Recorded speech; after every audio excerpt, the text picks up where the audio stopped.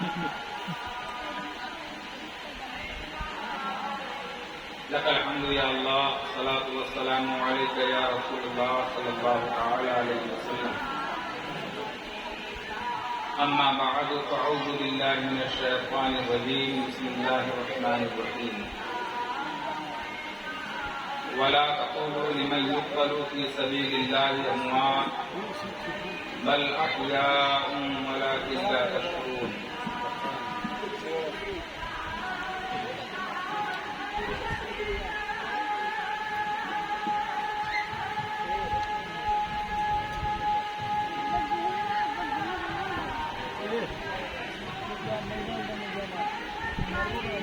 آمنت بالله صدق الله المولانا العظيم وبلغنا رسوله النبي الأمين الكريم ونحن على ذلك لمن الشاهدين والشاكرين والحمد لله رب العالمين.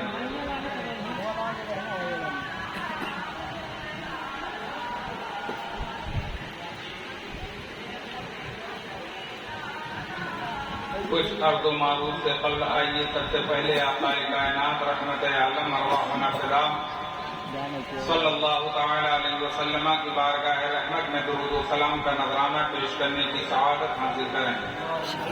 اللہم صلی علی سیدنا و شفیعنا مولانا محمد بارک وسلم صلاۃ و سلام علیک یا رسول اللہ صلی اللہ تعالی علیہ وآلہ وسلم.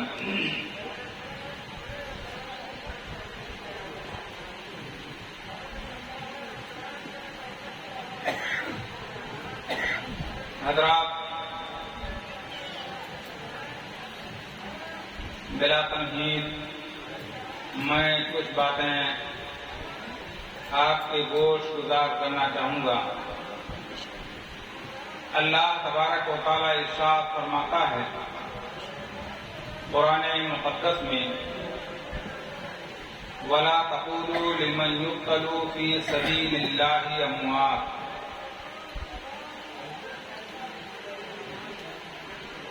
جو اللہ کے راستے میں قتل کیے جائیں انہیں مردہ نہ کہو بل احیاء ولکن لا تشعرون، بلکہ وہ زندہ ہیں تمہیں ان کی زندگی کا شعور نہیں. یہ قرآن اعلان کر رہا ہے. دوسری جگہ اللہ تبارک و تعالی ارشاد فرماتا ہے وَلَا تَحْسَبَنَّ الَّذِينَ قُتِلُوا فِي سَبِيلِ اللَّهِ أَمْوَاتًا بَلْ أَحْيَاءٌ عِندَ رَبِّهِمْ يُرْزَقُونَ. یہ ہے لوگوں جو اللہ کے راستے میں قتل کیے جائیں مارے جائیں انہیں مردہ گمان بھی نہ کرو. آپ کے تصورات اور خیالات پہ بھی پابندی عائد کر رہا ہے قرآن. یعنی تم انہیں مردہ گمان بھی نہ کرو بل احیاء، بلکہ وہ زندہ ہیں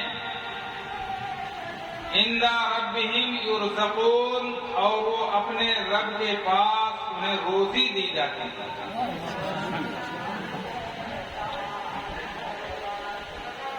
یہ شہید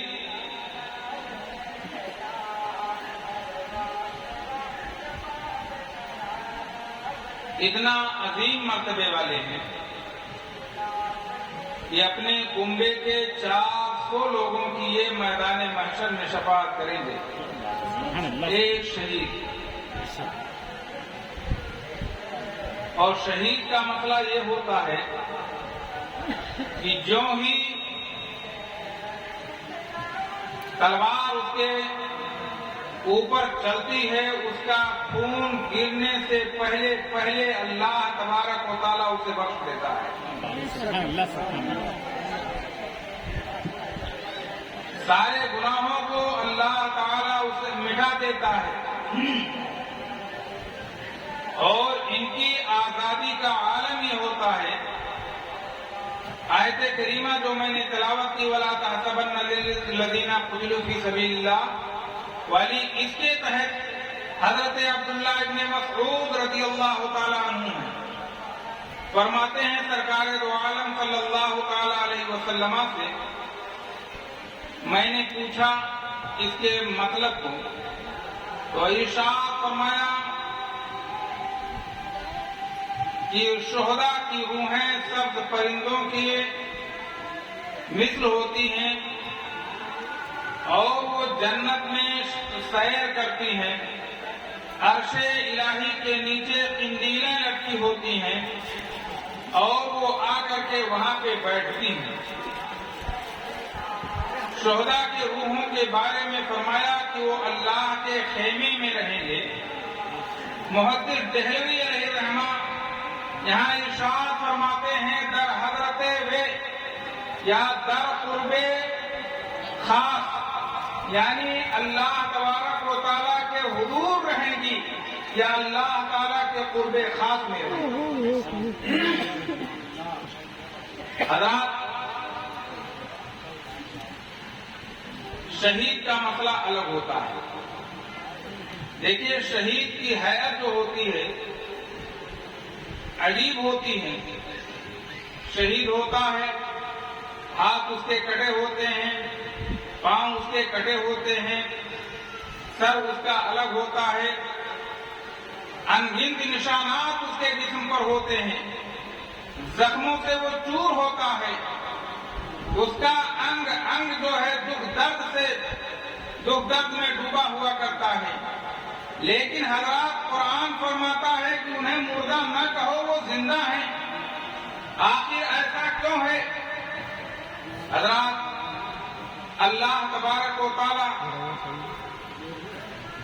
کے پیارے محبوب صلی اللہ تعالی علیہ وسلم کے عشق میں سرشار ہو کر وہ اللہ کی رضا کے لیے، جو اعلاء کلمت الحق کے لیے اور ابطال باطل کے لیے جہاد کرتا ہے، اور وہ جب شہید ہو جاتا ہے، جلوہ محبوب اس کے نگاہوں کے سامنے ہوتا ہے، جنت کی بہاریں اس کے سامنے ہوتی ہیں، اللہ تبارک و تعالیٰ کی رحمتیں اس کے سامنے ہوتی ہیں، اس میں وہ موہ ہوتا ہے، اس کا ہاتھ کٹتا ہے، تکلیف کا احساس نہیں ہوتا ہے، اس کا سر کٹتا ہے، تکلیف کا احساس نہیں ہوتا ہے، اس کے پاؤں کٹتے ہیں، تکلیف کا احساس نہیں ہوتا ہے۔ کیوں نہیں ہوتا ہے؟ اس لیے کہ محبوب کی جلوہ نمائی ہوتی ہے۔ اور حضرات، اللہ تبارک و تعالیٰ کے پیارے پیغمبر ارشاد فرماتے ہیں، لا یجد الشہید لا یجد علم القتل الا کما یجد علم القرصہ، یعنی فرمایا کہ جو یہ شہید ہوتے ہیں، تلواریں ان کے اوپر چلتی ہیں، بھالے ان کے اوپر چلتے ہیں، ان کی بوٹی بوٹی ہو جاتی ہے، لیکن احساس نہیں ہوتا ہے۔ اللہ کے نبی فرماتے ہیں کہ شہید کو اتنی تکلیف نہیں ہوتی ہے جتنا کہ تم تصور کرتے ہو، بلکہ اتنی ہوتی ہے جیسے کہ آپ چٹکی بھر کے ایسے کاٹتے ہیں یا چونٹی کاٹتی ہے، اتنی ہی تکلیف ہوتی ہے۔ حضرات، میں آپ کو بتاؤں قرآن ہی کے حوالے سے کہ آخر میں شہید کو تکلیف کیوں نہیں ہوتی ہے۔ شہید کو تکلیف نہیں ہوتی کیونکہ محبوب کا جلوہ سامنے ہوتا ہے۔ آپ تاریخ کو پلٹ کر دیکھیے، قرآن مقدس کا مطالعہ کیجیے، آپ کے سمجھ میں آ جائے گا۔ حضرت سیدنا یوسف علیہ السلام و تسلیم پر جب زلیخا وارفتہ ہو گئی، اپنا دل دے دیا، مصر کی عورتوں نے ملکہ زلیخا پر طعن و تشنیع کرنا شروع کر دیا۔ یہ ان کا بات ناگوار گزری، انہوں نے دعوت پہ بلایا، مدعو کیا تمام عورتوں کو، اور اس کے بعد میں ان کو جب دیا اور ان کو لیمو اور چھری بھیجے دیا، چاقو بھیجے دیا، اور کہا کہ جس پر میں عاشق ہوں، یعنی جس کو میں نے دل دے دیا ہے، وہ یوسف اگر سامنے سے جب گزریں گے تو تم لوگ اپنے لیمو کو کاٹنا۔ حضرات دیکھیے، حضرت یوسف علیہ السلام و تسلیم کو جب کہا گیا، عرض کیا گیا، آپ سامنے سے گزریں، اور جب گزرنے لگے اور تو لیمو کو کاٹیں۔ حسن یوسف کو دیکھ کر کے عورتیں مہ ہو گئی دیکھنے میں، لیمو کاٹ رہی تھی، لیمو کے بجائے انگلیاں کٹ گئی، لیکن انہیں احساس نہ ہوا کیونکہ جلوہ حسن یوسف ان کے سامنے موجود تھا۔ اسی طریقے سے میں بتاؤں آپ کو، وہ حضرت یوسف علیہ السلام کو تسلیم تھے اور وہاں عورتوں کا مسئلہ تھا، اور یہاں جو مسئلہ ہے، یہاں مردان عرب کا مسئلہ ہے، یہاں تمام انبیاء کے سردار کا مسئلہ ہے، یہاں خدا کے محبوب کا مسئلہ ہے۔ یعنی حضرت یوسف کو جو حسن ملا ہے وہ نبی کے صدقے میں ملا ہے، نبی کو حضرت یوسف کو جو نبوت ملی ہے وہ نبی کے صدقے میں بھی ملی ہے، اسی محبوب کے صدقے میں ملی ہے۔ ساری خدائی محبوب کا صدقہ کھاتی ہے، اور نہ اللہ تبارک و تعالیٰ نے اپنے محبوب کو باعث تخلیق کائنات بنایا ہے۔ یعنی انہی کی وجہ سے ساری کائنات کی انجمن سجائی گئی ہے، یہ زمین و زمان سجائے گئے ہیں۔ حضرات میں آپ کو بتاؤں، کسی نے پوچھا، غالباً حضرت محدث عبدالرحیم دہلوی علیہ رحمہ ہیں، انہوں نے در الثمین میں غالباً لکھا ہے کہ لوگوں نے پوچھا کہ حضرت یوسف علیہ السلام کا حسن اتنا عظیم تھا کہ عورتوں نے اپنے انگلیوں کو کاٹ لیا، لیمو کاٹنے کے بجائے انگلیوں کو کاٹ لیا، احساس تک نہ ہوا۔ آخر میں وہاں پہ حضرت یوسف علیہ السلام کا حسن کا یہ کمال ہے، حضرت فرماتے ہیں کہ اللہ کے نبی صلی اللہ علیہ وسلم کے حسن پر 70,000 غیرت الہیہ کے پردے پڑے ہوئے تھے۔ اگر یہ اٹھ جاتے تو حضرات یہ لوگ عام طور سے کرنے لگتے، اپنے گردن کو کھڑا دیتے۔ اعلیٰ حضرت سرکار یہاں پہ ارشاد فرماتے ہیں، حسن یوسف پہ کٹی مصر میں انگشت زنا، سر کٹاتے ہیں تیرے نام پہ مردان عرب۔ دیکھیے اس شعر کا آپ تجزیہ کیجیے، حسن یوسف پہ کٹی مصر میں انگشت زنا، یعنی وہاں حسن یوسف ہے اور وہاں مصر ہے، اور مصر کے بعد میں انگشت زنا یعنی انگلیوں کی، عورتوں کی انگلیاں ہیں اور یہاں کٹی ہیں، اختیار نہیں پایا جاتا ہے، بلا اختیار ہے، غیر ارادی طور پر کٹی ہیں، ارادتاً نہیں کاٹا ہے۔ اور دوسرے مصرع آپ دیکھیے، سر کٹاتے ہیں تیرے نام پہ مردان عرب، وہاں حسن یوسف جو ہے جلوہ نما تھا سامنے، لیکن اللہ کے رسول کے نام پر عرب کے مردان اور بہادر یہ جو ہے اپنے سر کو کٹایا کرتے ہیں۔ یہاں ارادہ پایا جاتا ہے، وہاں ارادہ نہیں پایا جاتا ہے، یہاں اختیار پایا جاتا ہے، وہاں اختیار نہیں پایا جاتا ہے۔ یہاں پہ مرد ہیں اور وہاں پہ عورتیں ہیں، یہاں پہ گردن ہے، سر ہے اور وہاں پہ انگلیاں ہیں۔ آپ دیکھ لیجئے اور تجزیہ کیجئے، کتنا عظیم فرق ہے اس معاملے میں۔ عزیزان ملت اسلامیہ قرآن فرماتا ہے، وَلَا تَحْسَبَنَّ الَّذِينَ قُتِلُوا فِي سَبِيلِ اللَّهِ أَمْوَاتًا، اے لوگوں جو اللہ کے راستے میں قتل کیے جائیں انہیں مردہ نہ کہو، بل احیاء، بلکہ وہ زندہ ہیں، عند ربہم یرزقون، اپنے رب کے بارگاہ میں وہ روزی دیے جاتے ہیں، اللہ تبارک و تعالیٰ انہیں روزی عطا کرتا ہے۔ حضرات آپ دیکھیے، میں آپ کو بتاتا ہوا چلوں، یہ شہید 3 قسم کے ہوتے ہیں۔ ایک شہید جو ہوتا ہے بڑا ہی عظیم المرتبت ہوا کرتا ہے، گناہوں سے پاک ہوا کرتا ہے، جب وہ شہید ہوتا ہے تلواروں کے زد میں آتا ہے، اللہ کے نبی فرماتے ہیں لا يقتله النبیون الا بدرجۃ النبوہ، یعنی وہ شہید ہے یہ انبیاء کرام کو جو نبوت اور رسالت کے جو کمالات حاصل ہوتے ہیں ان کے علاوہ تمام کمالات اور تمام مراتب اس شہید کو حاصل ہوتے ہیں۔ اور ایک شہید وہ ہوتا ہے جس کے نیک کام بھی ہوتے ہیں، غلط کام بھی ہوتے ہیں، اچھے کام بھی کرتا ہے، برے کام بھی کرتا ہے، لیکن جب وہ شہید ہوتا ہے اور اس کا تلوار جب اس کے سینے پہ چلتی ہے، تلوار جب اس کے گردن پہ چلتی ہے تو اللہ کے نبی فرماتے ہیں ان السیف محراء للخطایا، یعنی جو تلوار چلتی ہے یہ تلوار اس کے گناہوں کو مٹانے والی چیز ہے۔ وَأُدْخِلَ بِأَيِّ أَبْوَابِ جَنَّةِ شَاءَ، اور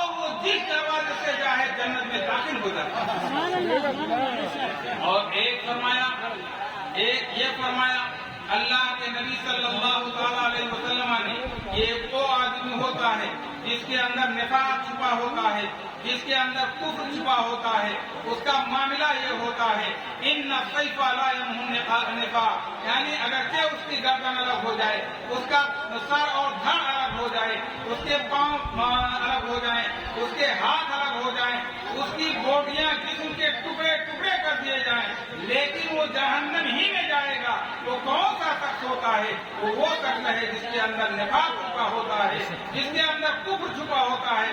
کفر چھپا کر کے اگر وہاں بھی جائے جنگ کرے تو کیا وہ جنت میں جائے گا؟ ہرگز نہیں جائے گا، کیونکہ وہ اللہ کے رسول کے دشمنی میں وہ غرق ہے، وہ غدار مصطفیٰ ہے۔ وفاداروں کا کی بات کر رہا ہوں، وفادار جو ہوتے ہیں ان کے گناہوں کو اللہ تعالیٰ مٹا دیتا ہے، اور جو نفاق جس کے دل میں ہوتی ہے، اللہ کے نبی فرماتے ہیں ان السیف لا یمحو النفاق، یعنی جو گناہ ایک نفاق اور کفر کو جو ہے تلوار نہیں مٹاتی ہے۔ اگر آدمی مر جائے گا نفاق اور کفر لے کر کے تو جہنم ہی میں جائے گا۔ اس کے بعد میں درود پاک پڑھیں، اللہم صلی علی سیدنا مولانا محمد معدن الجود والکرم وآلہ بارک وسلم صلاۃ و سلام علیک یا رسول اللہ صلی اللہ تعالی علیہ وآلہ وسلم۔ حضرات،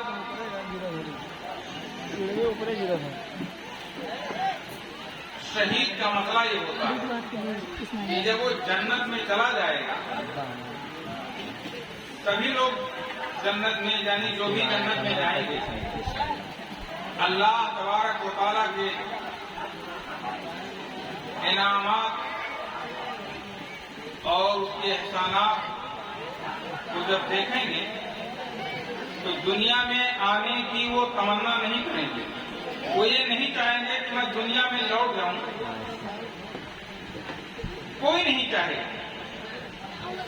جنت کے جو مزے حاصل کر لے گا تو پھر دنیا اس کی نظروں میں ہیچ ہوگی، وہ دنیا کو بھول جائے گا کہ میں کہاں تھا اور کہاں آ گیا، وہ تصور بھی نہیں کرے گا۔ لیکن حضرات، یہ شہید ہے، شہید کا مسئلہ یہ ہوتا ہے کہ یہ دنیا میں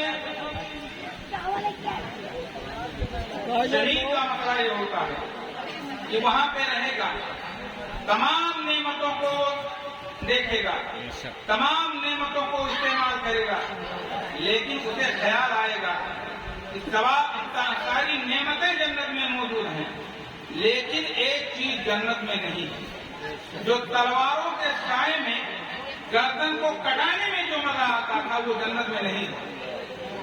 شہید یہ تمنا کرے گا، اللہ کے نبی فرما رہے ہیں الشہید یتمنا ان یرجع الی الدنیا فیقتل 10 مرات، یعنی شہید یہ تمنا کرے گا کہ وہ ان یرجع الی الدنیا، کہ وہ دنیا کی طرف لوٹ جائے اور اللہ کے راستے میں جہاد کرے، یہاں کی 10 مرتبہ وہ قتل کیا جائے۔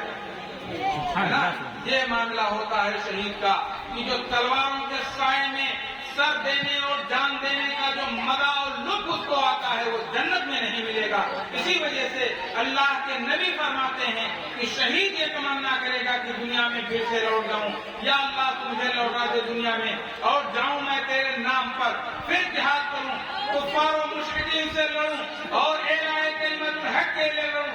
مولا تعالیٰ تو مجھے بھیج دے دنیا میں، یہاں تک کہ میں چاہے 10 مرتبہ قتل کیا جاؤں۔ اعلیٰ حضرت سرکار فرماتے ہیں کروں تیرے نام پہ جان فدا، نہ ایک جان دو جہاں فدا، ایک جان سے تجھے نہیں جی بھرا، کروں کیا کروڑوں جہاں نہیں، کروں کیا کروڑوں جہاں نہیں۔ یعنی حضرات جان ایک ہے لیکن کروڑوں نہیں ہے، آدمی ایک ہی بات دے سکتا ہے حضرات، لیکن شہید یہ تمنا کرے گا میں دنیا میں لوٹ جاؤں اور میں 10 مرتبہ قتل کیا جاؤں۔ اللہ تعالیٰ ارشاد فرماتا ہے وَلَا تَقُولُوا لِمَنْ يُقْتَلُ فِي سَبِيلِ اللَّهِ أَمْوَاتٌ بَلْ أَحْيَاءٌ بَلْ أَحْيَاءٌ وَلَكِنْ لَا تَشْعُرُونَ، یعنی جو اللہ کے راستے میں قتل کیے جائیں انہیں مردہ نہ کہو بلکہ وہ زندہ ہیں، تمہیں ان کی زندگی کا شعور نہیں، آئیے میں آپ کے سامنے ایک واقعہ پیش کروں، یعنی شہداء کی زندگی کے تعلق سے۔ اس واقعے کو نقل کیا علامہ جلال الدین سیوطی علیہ الرحمہ نے شرح الصدور کے اندر، اور اعلیٰ حضرت سرکار نے اپنے رسالہ مبارکہ الانتباہ فی حل نداء یا رسول اللہ میں یا رسول اللہ میں نقل فرمایا ہے۔ اللہ کے نبی اعلیٰ حضرت سرکار رضی اللہ تعالی عنہ فرماتے ہیں کہ 3 بھائی تھے، 3 مجاہدین، اور تینوں سگے بھائی تھے۔ ان کا مشغلہ تھا صرف جہاد کرنا، وہ جہاد کرتے تھے، راتوں دن جہاد بھی کرتے تھے۔ ایک مرتبہ وہ پکڑ لیے گئے،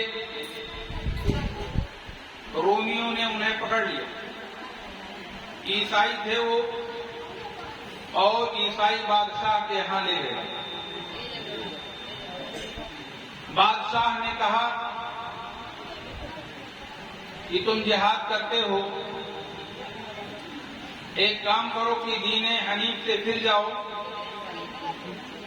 اور ہمارے دین کو قبول کر لو۔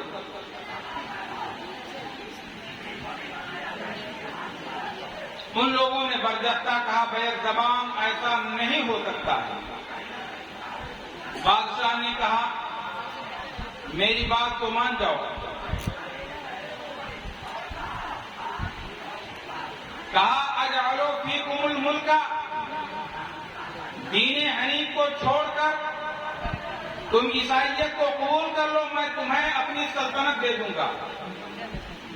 اور یہیں پہ بس نہیں کیا، کہا ازوجکم بناتی، میں اپنی شہزادیوں سے تمہاری شادی بھی کروں گا۔ آج کا انسان ہوتا تو پھسلنے میں دیر نہیں لگتی، ایک کپ چائے پہ جو پھسلتا ہو، بتائیے وہ حکومت پا جائے اور شہزادیوں کو اپنی نکاح میں لے آئے، کیا وہ نہیں بدلے گا؟ یقیناً آدمی بدل جائے گا، آج کا انسان بدل جائے گا۔ لیکن وہ مجاہد تھے، ان کے دلوں میں جذبہ ایمانی موت جن تھا،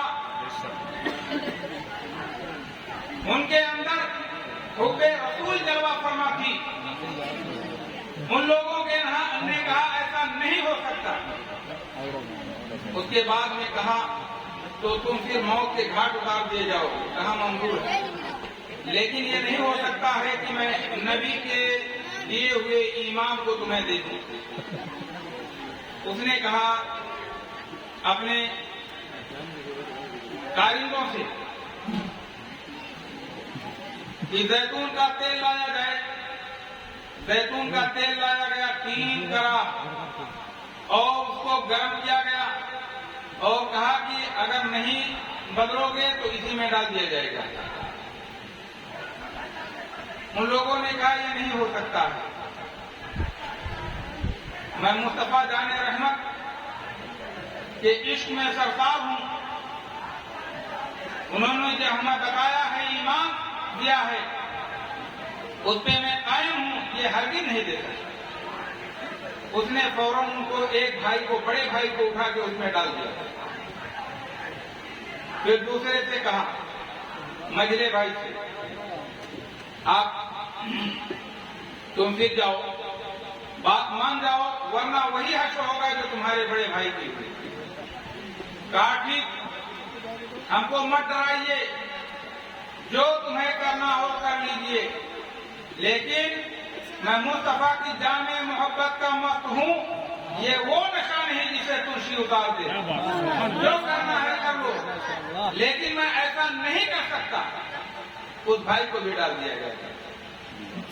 تیسرا بھائی آیا، کا نمبر آیا، اتنے میں وزیر آڑے آیا، کہا بادشاہ میری ایک گزارش ہے، اس نوجوان کو مجھے دے دو، میں اس کو بہکا لوں گا، میں اس کو عیسائیت میں داخل کر لوں گا، میرے پاس میں بہت سارے ہتھ کنڈے ہیں، شیطان تو ہوتے ہی ہیں، کسی نہ کسی طریقے سے بہکانا ہے، ہم کر لیں گے۔ بادشاہ نے اس کی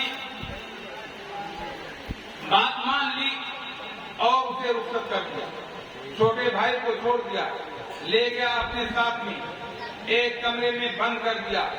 رات میں جب سناٹا ہو گیا، پوری دنیا جب نیند کے مزے لے رہی تھی، ایسے عالم میں اس وزیر نے اپنی لڑکی کو، اپنی صاحبزادی کو، جو حسن و محبت، حسن و جمال کی دیوی تھی اور انتہائی خوبصورت تھی، عشوہ طراز بھی تھی اور عشوہ نگار بھی تھی، یعنی وہ اس کو سجا سنوار کر اس نوجوان کے کمرے میں بھیجا۔ وہ نوجوان نوافل پہ نوافل پڑھ رہا ہے، کون آئی ہے اس کو نہیں دیکھ رہا ہے، اللہ تبارک و تعالیٰ کی عبادت کر رہا ہے، اللہ تبارک و تعالیٰ کے جلووں میں وہ گم ہو رہا ہے۔ نبی کریم صلی اللہ تعالیٰ علیہ وسلم کی محبت میں، نبی کے دیے ہوئے ایمان کے اور تعلیم کے روشنی میں وہ عبادت پہ عبادت کیے جا رہا ہے۔ اسی طریقے سے 40 راتیں گزر گئیں۔ ایک رات میں جب جا کر اس نے بتایا، کہا کہ شاید اس کے عبادت کی رات رہی ہو، وہ عبادت کر لے گا، پھر اس کے بعد میں دیکھے گا، آئے گا ہمارے دام میں، ہمارے جو ہے چنگل میں آ جائے گا اور وہ دین حنیف سے پھر کر کے عیسائیت کو قبول کر لے گا۔ اسی طریقے سے حضرات 40 دن اور رات گزر گئے، لیکن اس نوجوان نے دوزیدہ نظر سے بھی اس کو نہیں دیکھا، اور آخر میں وہ کیا دیکھ سکتا ہے، وہ کس کو دیکھ سکتا ہے جس کی نگاہیں مصطفیٰ جان رحمت کے حسن پہ فدا ہوں، بھلا وہ کسی اور کو کیوں کر دیکھ سکتا ہے؟ جیسا کہ کہا ہے، میں ایک بات بتاؤں یہاں پہ، ایک شعر کسی نے کہا ہے، اور کسی نے کیا کہا ہے، الحاق صاحب قبلہ نے کہا ہے کہ اٹھ نہیں سکتی نگاہ شوق جنت کی طرف، وہ تو لڑکی تھی لڑکی، کہا اٹھ نہیں سکتی نگاہ شوق جنت کی طرف، دل اگر محو جمال مصطفیٰ ہو جائے۔ اس طریقے سے کہا ہے، یہ طرح کا مصرع تھا کہ اٹھ نہیں سکتی نگاہ شوق جنت کی طرف، اسی کا جوڑ ملانا تھا۔ جب صدر الافاضل علیہ رحمہ کا عرس ہو رہا تھا، اس وقت میں یہی طرح کا مصرع تھا۔ الحاق صاحب مجھ سے خود گفتگو کر رہے تھے، بتا رہے تھے، تو انہوں نے یعنی کوئی نہیں لگا پایا اس مصرے کا، یعنی جیسا کہ ہونا چاہیے تھا، نہیں دے پایا۔ اس کے بعد میں آپ نے جب اس کو کیا اور ایک لڑکے نے پڑھا تو وہ ٹاپ پہ آیا تھا، پورے مشاعرے میں ٹاپ پہ آیا تھا۔ یہی شعر تھا کہ اٹھ نہیں سکتی نگاہ شوق جنت کی طرف، دل اگر محو جمال مصطفیٰ ہو جائے گا۔ اور آخر میں کہا ہے، اپنا تخلق کیا ہے کہ کعبہ مقصود کی ہوگی زیارت ایک دن، جب نعیمی دل تیرا احمد رضا ہو جائے گا۔ اس طریقے سے بہت فٹ جو ہے مصرع کہا تھا، یعنی ایک نمبر پہ آپ آئے تھے، اور اپنا تو پڑھا نہیں تھا، لیکن آپ نے اس کو شعر کو لکھا تھا، بتایا، اور لڑکے کو پڑھوایا تھا، کسی کو، کوئی طالب علم تھا۔ تو میں کہنا یہ چاہتا ہوں کہ اس دوشیزہ کی طرف اس نوجوان مجاہد نے نگاہ اٹھا کر کے دیکھا نہیں، کیونکہ اس کی نگاہیں مصطفیٰ جان رحمت کے جام سے مخمور تھی، لہذا وہ نہیں تو اس نے نہیں دیکھا۔ مسئلہ آخر میں آگے بڑھا، اس دوشیزہ نے خود ہی عرض کیا، اے نوجوان یہ بتا، آخر تو کس مٹی کا بنا ہوا ہے؟ میں وہ ہوں کہ جس کے دیکھ نظر دیکھنے کے لیے دنیا بےتاب رہتی ہے، کاش کی ایک نظر دیکھنے کو مل جائے، لیکن تو کس مٹی کا بنا ہوا ہے؟ میں تیرے پاس موجود ہوں، اور تو جو ہے ترچھی نگاہ سے بھی دیکھنے والا نہیں۔ حضرات، اس کے بعد میں کہا کہ مجھ کو بھی تو اسی دین میں کر لے جس دین کا تو پیروکار ہے، میں بھی تیرے دین میں ہونا چاہتی ہوں۔ انہوں نے کہا، پڑھ لا الہ الا اللہ محمد رسول اللہ، کلمہ پڑھا کر کے دامن اسلام میں گریبان جو ہے آباد کر دیا، اس کی زندگی کو ہمیشہ ہمیشہ کے لیے آباد کر دیا۔ لڑکی اور شہزادے دونوں اس کمرے سے نکل گئے، اختبل سے گھوڑے نکالے، اور اس کے بعد میں بیٹھ کر کے وہاں سے فرار ہو گئے۔ اس کے بعد میں کیا دیکھتے ہیں کہ پیچھے سے घोड़ों के टापों की आवाज सुनाई दे रही है, गर्दो गुबार भी उड़ रहे हैं। उसके बाद में आनन फानन वो जो घोड़े आ रहे थे इनके सामने आके पहुंच गए और देखा कि वही हमारे दो भाई हैं और उनके साथ में फरिश्तों की एक जमात है। और वो आए और उसके बाद में कहा यानी कि ए मेरे भाई, जो तुमने देखा था वही एक गदशा यानी वही एक डुबकी जो तेल में लगाई थी, उसके बाद में खरजना फिल फिरदौस, उसके बाद में उसी डुबकी खाने के बाद हम जो है जन्नतुल फिरदौस में पहुंच गए। और हम इसलिए आए हैं, फरिश्तों की जमात हमारे साथ में आई है ताकि हम तुम दोनों का निकाह कर दें और तुम लोग सुकून से जिंदगी गुजारो। हज़रात, ये शोहरा की जिंदगी है कि मरने के बाद भी वो जिंदा होते हैं, जैसा कि इस मुशाहिदे से, कुरान के हवाले से, हदीस के हवाले से आपके सामने पेश किया। जिंदा हो जाते हैं, मरते हैं तो हक के नाम पर अल्लाह अल्लाह मौत को इसने मसीहा कर दिया। हज़रात, ये वो मौत है कि जिसके बाद जिस पर मरने वाले जो है शहीद होते हैं और शहीद इस मौत के बाद में जिंदा हो जाते हैं, हमेशगी की जिंदगी गुजारते हैं। जैसे दुनिया में जिंदगी गुजारते हैं वैसे गुजारते हैं और उनकी रूहें आजाद हुआ करती हैं। वो जन्नत में जहाँ चाहती हैं वो सैर करती हैं, उनका कोई रोकने वाला नहीं होता है, उनका कोई टोकने वाला नहीं होता है। शहीद इश्क हूँ, मुर्दा न जानियो, मरकर मिली है जिंदगी ये जागरा मुझे। वमा अलैना इल्लल बलागुल मुबीन। व आखिरु दावाना अनिल हम्दुलिल्लाहि रब्बिल आलमीन। अस्सलामु अलैकुम व रहमतुल्लाहि व बरकातुहू।